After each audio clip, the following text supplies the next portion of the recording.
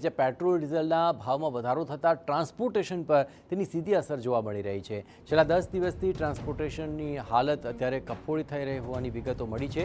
Petrol pump પર diesel નથી મળતું અને ટ્રાન્સપોર્ટ માટેની સમસ્યા ઊભી થઈ, ટ્રકોના પૈડા થંભી ચૂક્યા છે। આગામી સમયમાં ટ્રાન્સપોર્ટેશનના ભાવમાં વધારો થાય તેવી પણ શક્યતા જોવાઈ રહી છે।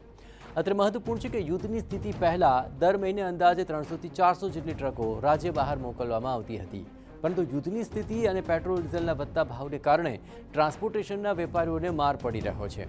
હાલ માત્ર 100 જેટલી જ ટ્રકો ટ્રાન્સપોર્ટ કરાઈ રહી છે। આગામી સમયમાં ટ્રાન્સપોર્ટના વેપારીઓ પર વધુ બોજો વધે તેવી ભીતિ સર્જાય છે।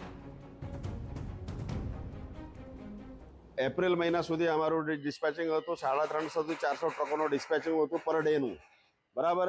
તે આમ જોતા જાય, હવે છેલ્લા 2 દિવસથી આમ જોતા જાય તો લગભગ 80થી 90 ટ્રક મતલબમાં એટલો જેટલો માલ નીકળે છે આજની તારીખમાં। એટલે બજાર હાવ બેસી ગયો છે અને આનું મુખ્ય કારણ એ છે કે જે છેલ્લા અઢી મહિનાથી એ જે પશ્ચિમ એશિયામાં જે વારની સ્થિતિ બની છે એનું મુખ્ય કારણ એ છે।